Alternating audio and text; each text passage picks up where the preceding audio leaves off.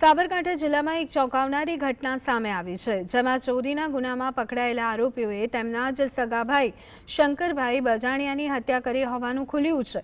તો આ હત્યામાં શંકરના નાના ભાઈઓ રાહુલ લક્ષ્મણભાઈ બજાણિયા અને મેહુલ લક્ષ્મણભાઈ બજાણિયા તેમજ રાહુલની પત્ની શીતલ રાહુલભાઈ બજાણિયાનો સમાવેશ થાય છે।